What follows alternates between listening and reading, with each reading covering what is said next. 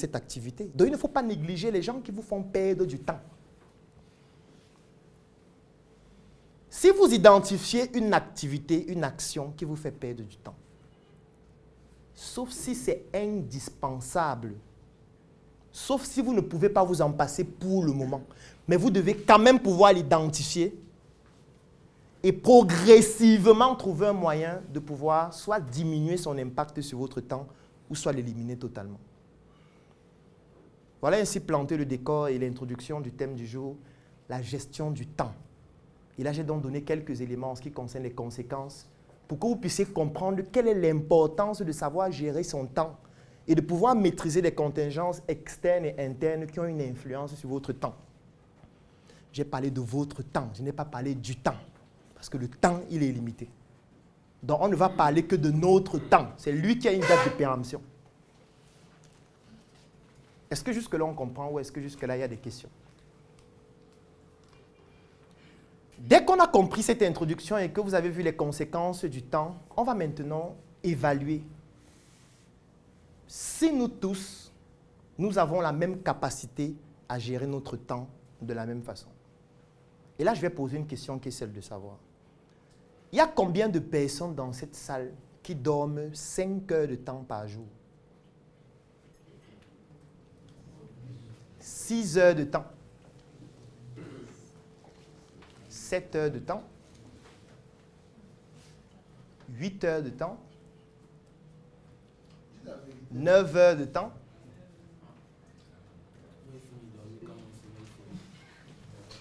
Et en moyenne, ça fait combien de temps?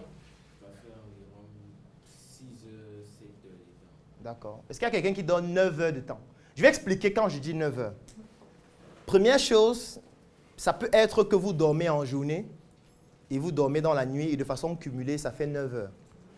Ou alors, ça peut être que vous vous couchez par exemple à 20 heures, 21 heures, 22 heures, 23 heures, minuit.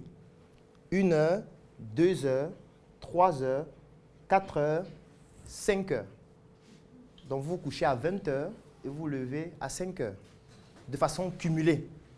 Ou alors en journée, vous avez dormi peut-être 2 heures de temps et dans la nuit, vous avez dormi 7 heures de temps. C'est ça que j'entends par dormir 9 heures. Est-ce qu'il y a quelqu'un qui dort 9 heures par jour? 8 heures. On a trouvé des personnes qui dormaient 8 heures. C'est bien ça.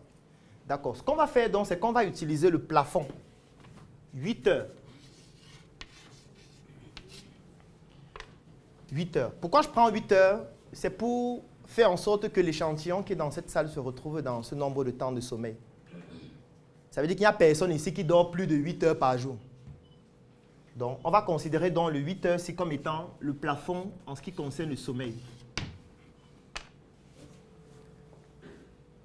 Deuxième chose qu'on va faire, et là, il va falloir que vous puissiez sortir vos calculatrices, parce qu'on va beaucoup calculer. Les 8 heures de temps-ci proviennent de 24 heures. Ça veut dire que nous avons 24 heures, globalement, par jour. Et sur les 24 heures, le plafond de temps qu'on met ici, à dormir, c'est 8 heures. On va faire 24 moins 8. Ça donne combien? 16 heures. Donc, il va rester 16 heures.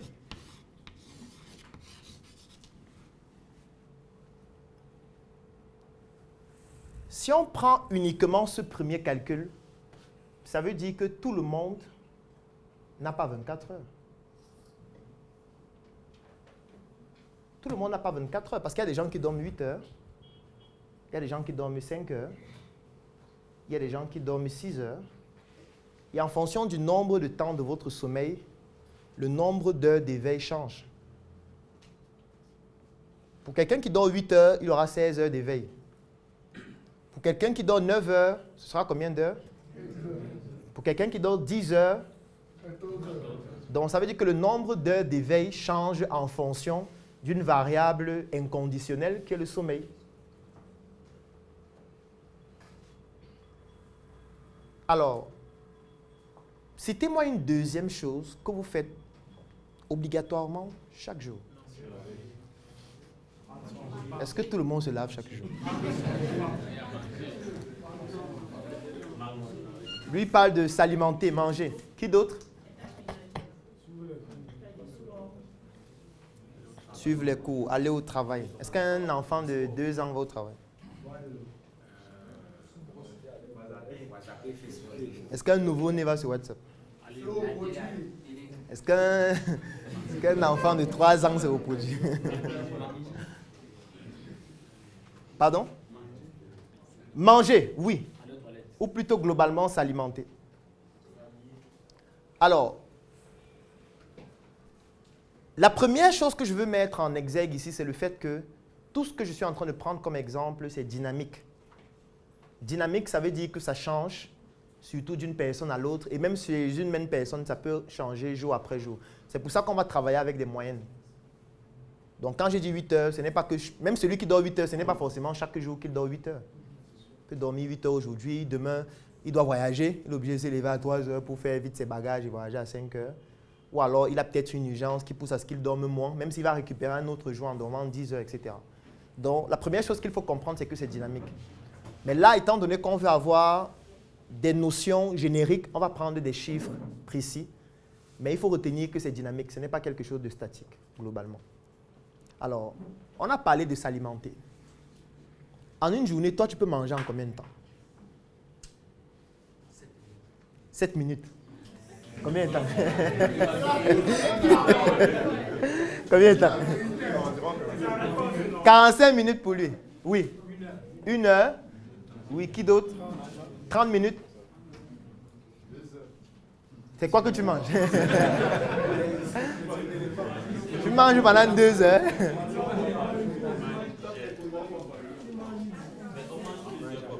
Oui, mais de façon cumulée, ça donne donc combien de temps? Parce que si tu as mangé, si tu as pris le petit déjeuner, ensuite tu as déjeuné, ensuite tu as dîné, on va donc accumuler ce temps pour voir le nombre de temps que tu as passé à t'alimenter en 24 heures. C'est comme ça qu'on calcule en fait. Donc quand tu dis 7 minutes, je ne sais pas, ce que tu manges.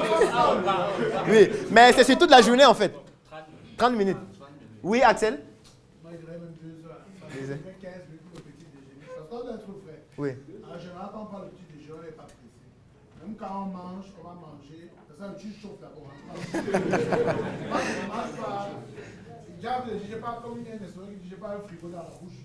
Donc parfois, quand tu sais le repas, il est chaud, il faut d'abord attendre. Oui. Ensuite, il faut manger et puis il faut boire de l'eau. Naturellement.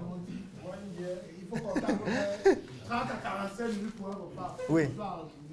Que ce soit au déjeuner ou au dîner. D'accord. Alors, ce qu'on va faire, c'est que nous allons prendre 30 minutes pour le plafond. C'est-à-dire, on va considérer que les personnes ici mangent au maximum 3 fois par jour. Et 30 minutes, 3 fois, on sera 1h30.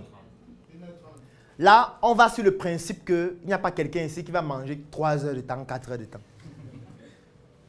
Donc, on prend 1h30. Donc, je vais prendre 1h30. 1h30 minutes. Ça, c'est la nutrition. Alors, en prenant toujours les 8 heures, on avait 16 heures qui restaient. Maintenant, 1h30 pour manger. Il reste combien de temps? 14 heures et 30 minutes. Maintenant, je vais me concentrer sur l'échantillon que nous représentons ici. C'est-à-dire, est-ce qu'il y a des étudiants dans la salle? Des élèves? Est-ce qu'il y a des employés d'entreprise? Des entrepreneurs? D'accord. Ça veut dire qu'il y a quelque chose que nous allons tous faire, c'est travailler. On va considérer que les élèves et les étudiants travailler, c'est le fait d'aller à l'école et de suivre les cours au quotidien. On va considérer que l'employé travailler pour lui, c'est d'aller dans son lieu de service et s'asseoir et effectuer les tâches qu'il doit